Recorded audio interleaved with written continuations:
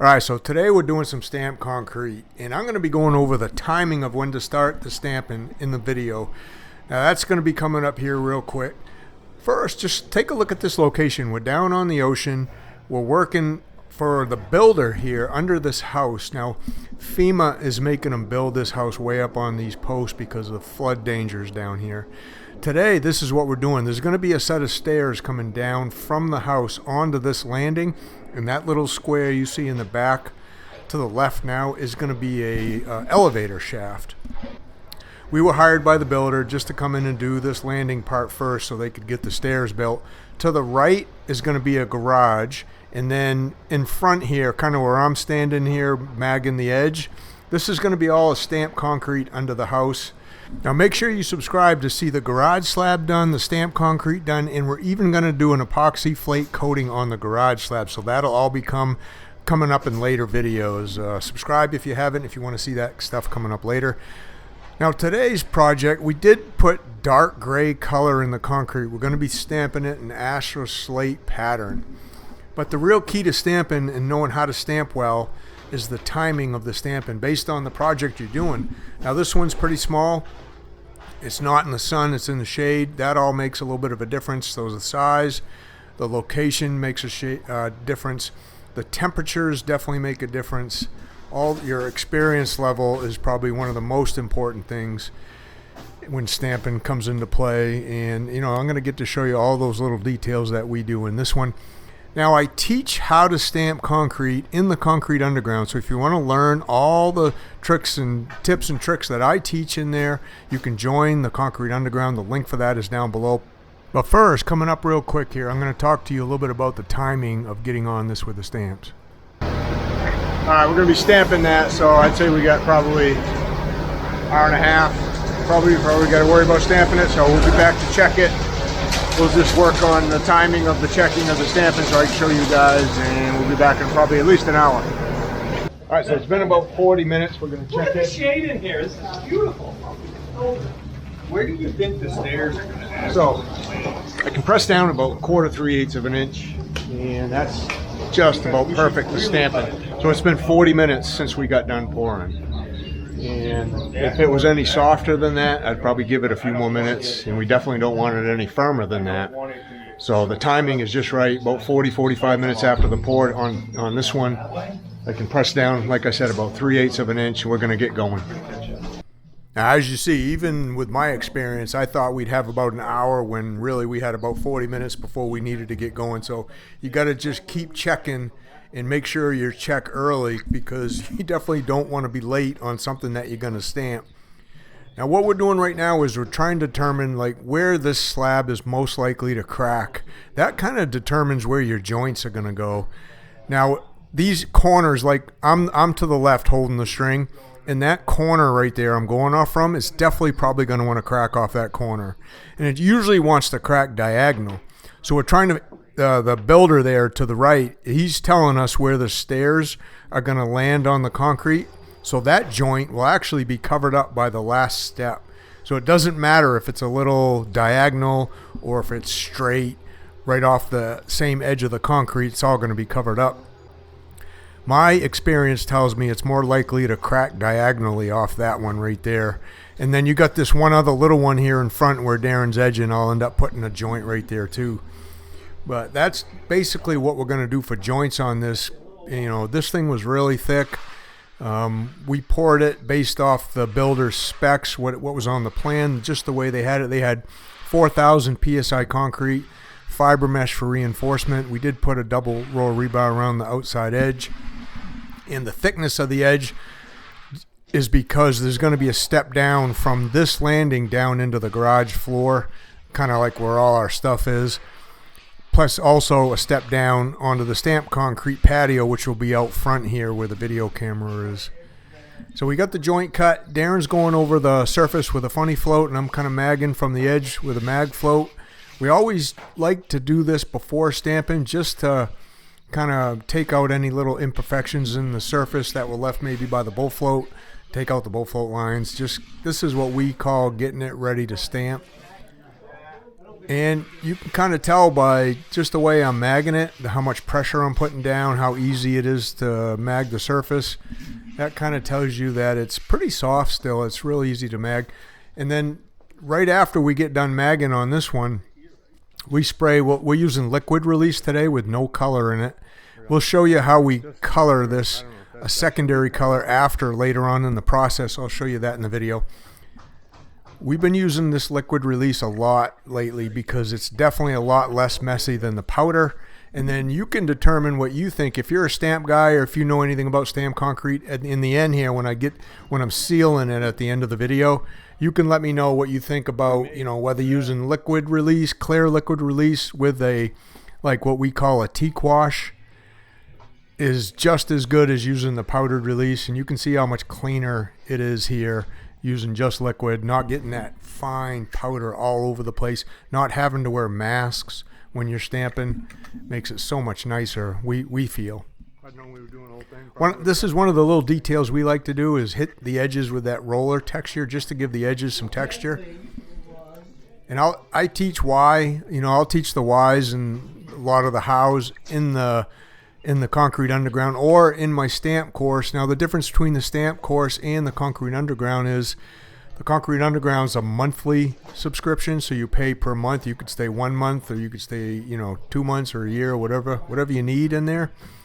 And there's all kinds of different types of trainings in there. All the different types of concrete that we do, those trainings are in the Concrete Underground. So floors, slabs, forming, stamping like this, repair, epoxy coatings, that's all in there. I cover everything. The stamp course goes into high details about just stamping. And once you buy that course, it's a one-time fee. You get that for life. So if you just want to get into stamping, I'd probably just get the stamp course. And now another thing that tells you this is pretty soft is we can just get the impression of the stamp in with our body weight, kind of just by walking on the stamps. We don't need to tamp them really hard with a tamper. I am using that little hand tamper just to put some light pressure on around the edges and getting the seams down in there. But really, our foot weight is enough to get the impression of the stamps down here. Now that angle, one board, you can see where Luke is over there rolling. That board is straight, it's kind of parallel with the back wall. This other board has an angle to it. That's the way they drew it up on the plan. And then way over to the right, you can see there's a gap between the slab and the wall. That's what FEMA, that was a spec that FEMA called for, Federal Emergency Management Association called for. All these slabs have to be what they call breakaway slabs. So if the ocean does rise enough that there's a big huge storm and the ocean rises and all this floods, the slabs are capable of breaking away, what they say, breaking away from the walls without causing any damage to the exterior walls, you know, the load-bearing walls. So this is basically just free-floating slabs in here. And the garage will be the same way, and the stamp patios underneath all that other piece over to the left will be the same way. So kind of a delicate process stamping is. You know, you got to be real careful about how you're walking on these.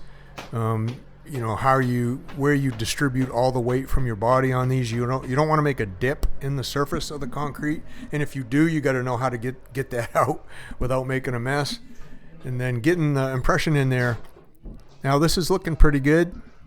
I think we really like the Asher Slate pattern. This is one of our more popular patterns, if you want to call it that. We do this one a lot. And then you can see how that diagonal joint comes into play. Now that, like I said, that the last stair coming down from up top, actually this whole piece to the right of that joint is pretty much going to be covered by the stairwell. Then the last stair sits on that, just past where the joint is, and then that you have that little piece of land in there, kind of where Darren's pressure washing right now, that they'll be able to get up onto and then get into the elevator, which is in back, and go upstairs if they just want to use an elevator.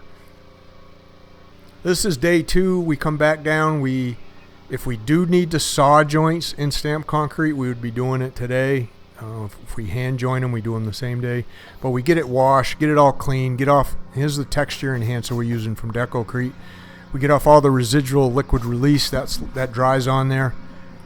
And then we mix up this texture enhancer. We're using charcoal today. Charcoal is probably the most popular one we use. And this is kind of how we add the secondary wash, secondary color to any of the stamped concrete that we do nowadays. Again, what we feel like is much cleaner than using the powdered release. And then you can give me your opinion on which way you like best. But we've been doing this for a few years now this way. We haven't had any trouble with the color peeling off or the color fading. And then the sealer we use, we've had really good luck with the sealer. I go over all that, what we use in the Concrete Underground.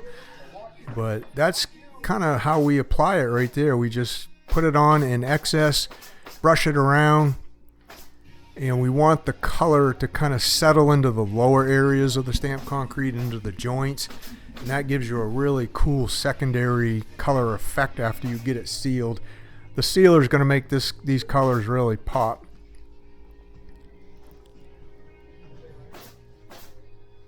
That's kind of how as easy it is. I mean, it's kind of up to your discretion too, how much or how little you put on. You get the hang of it after you do a few, but really, Luke's just brushing that around. He's trying to leave some thicker or puddle or more of like a puddle type area in the lower spots. Then that water's just going to dry up and leave the black color behind. And it does bond to the concrete. Like, it doesn't leave a powder on the surface when you come back the next day. You can't rub that stuff off with your hand or anything like that. That's how we leave it. So we walk away, we just leave it like that. And most jobs in the summer, we'll come back the very next day and do what I'm doing right here, is just put the sealer on.